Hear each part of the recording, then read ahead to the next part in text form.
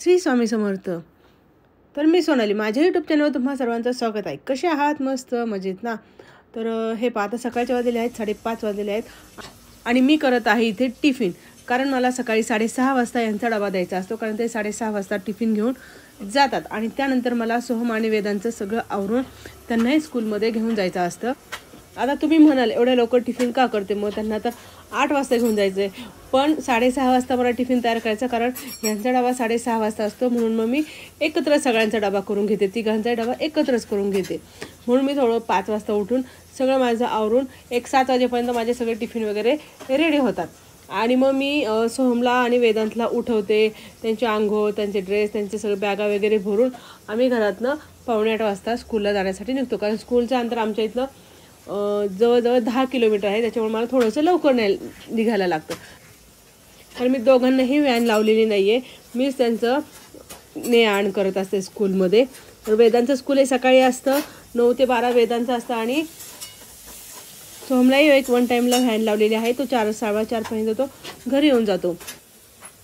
हे सकाळी टिफिन वगैरे तयार केल्यानंतर थोडंसं एक वरती राऊंड मारून आले. 6:30 पावणे 7 वाजता वरती राऊंड मारलं तर खूप छान असं वातावरण झालं होतं. तर आता वेदांत तिथे छान असा तयार झालेला आहे आणि माझी देवपूजा वगैरे सगळं आटोपल्यानंतर तोही देवाला नमस्कार करत आहे. तर तो का करताय तोच तुम्हाला सांगेल.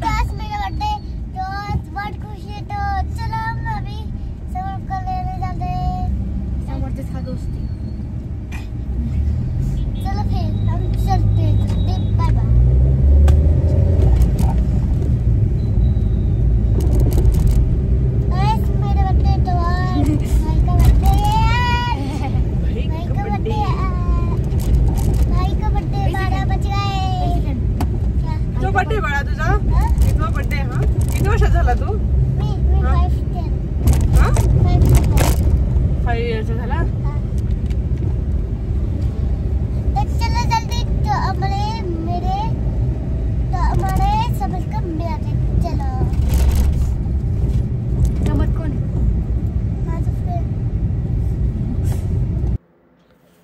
तर आता तुम्हाला कळालंच असेल की आज वेदांचा 5वा बर्थडे आहे. त्यासाठी तो खूप खुश होता. त्याला पार्टी वगैरे करायची होती मस्तपैकी, पण त्याला स्कूल होतं, त्याच्यामुळं तो छान असा बड्डेचा ड्रेस वगैरे घालून तो स्कूलला चालला होता. आणि स्कूलमध्ये सगळ्या मुलांना वाटायला त्यांनी चॉकलेट्सही घेतलेले होते. लहान मुलांना बड्डे म्हटलं की खूप असं एक्साइटमेंट असते त्यांची. बड्डे कसा करायचा, काय करायचं, कुठल्या हॉटेलला जायचं, कुठल्या फ्रेंडला बोलवायचं. तसेच वेदांचं पण काहीतरी असं होतं. त्याला खूप दिवसापासून तो त्याच्या बड्डेची वाट पाहत होता.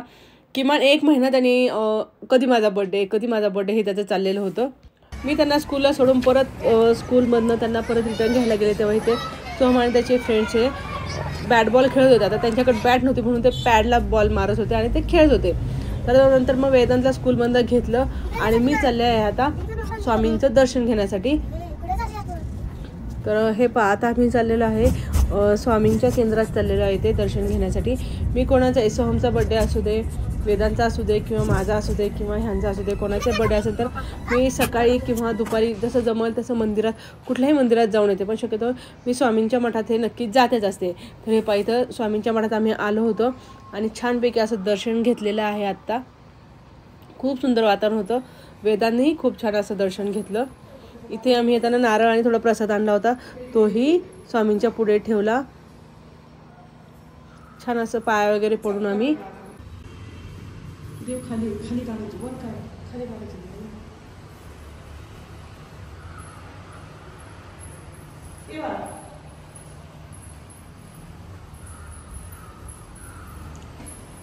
हे नवग्रहांचं मंदिर आहे. इथे दर्शन घेतल्यानंतर आम्ही पुढे गेलो.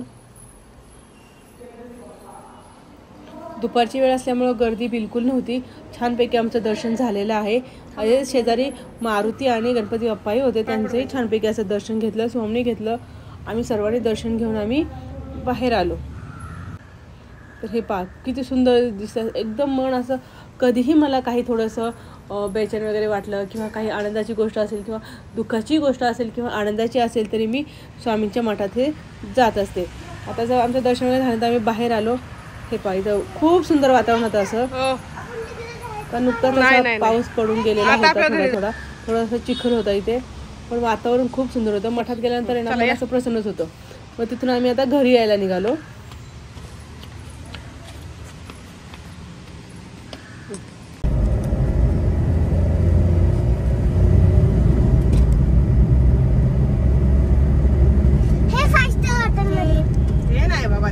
चांगलं. कुठल्या हॉटेलला जायचं तुला? कोणतं? हा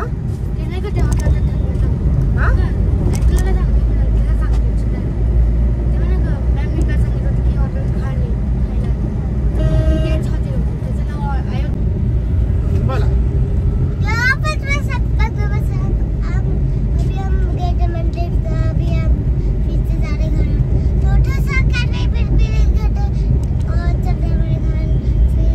काय पाहिजे म्हटलं? काय पाहिजे तुला? कॅडबरी. ओके. दादा कुठं गेला?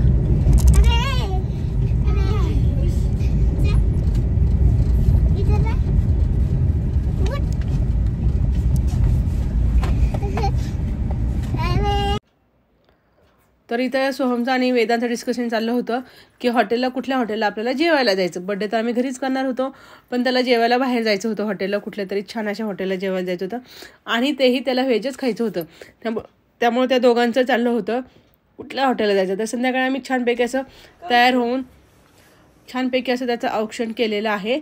आणि हो, बड्डे असल्यानंतर मी सोहमचा बड्डे असू दे किंवा वेदांचाही बड्डे असू दे, मी दोघांनाही औक्षण करते.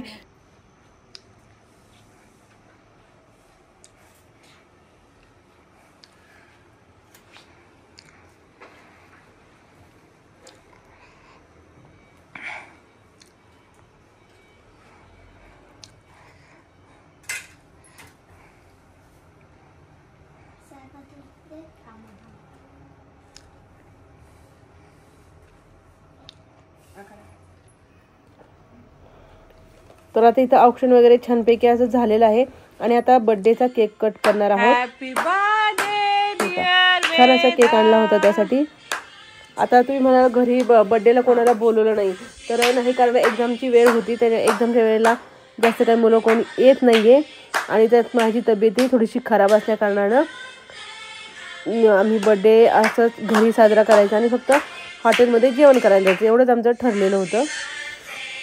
तुम्ही पहा छानपैकी असा वेदांचा बर्थडेचा केक कट केलेला आहे.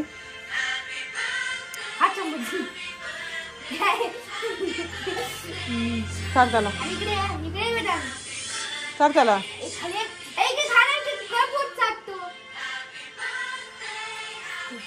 बस.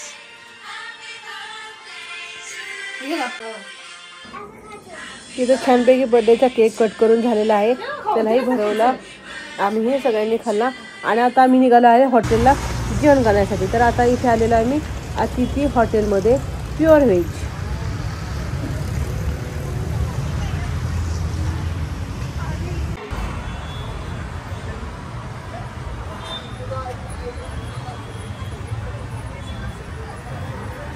तर आता आलेलो आहे हॉटेलमध्ये जेवण करण्यासाठी. आणि हॉटेल खूप छान होतं, खूप दिवसापासून इथे यायची इच्छा होती, पण म्हटलं आता वेदांचा बड्डेलाच या हॉटेलमध्ये जावं. अतिथी प्युअर व्हेज म्हणून हॉटेल आहे हे, होऊ शकतं. खूप छान असं हॉटेल होतं.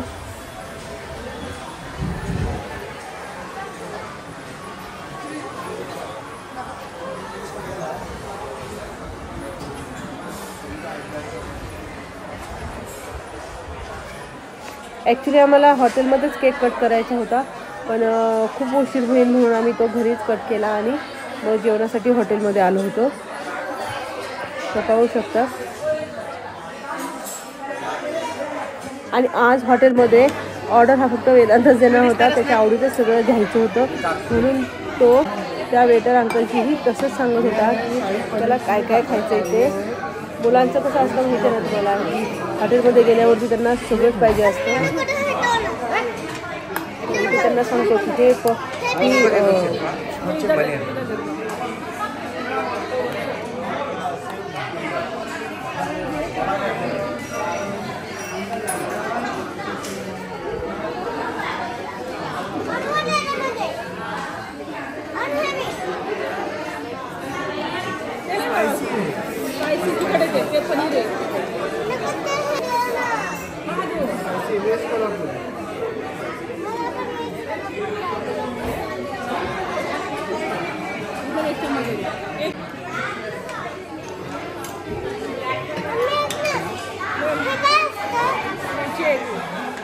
महीना हो गया है। आता आमचं जेवण झालेलं आहे आणि अशा पद्धतीने आम्ही वेदांचा बर्थडे सेलिब्रेशन केलेला आहे।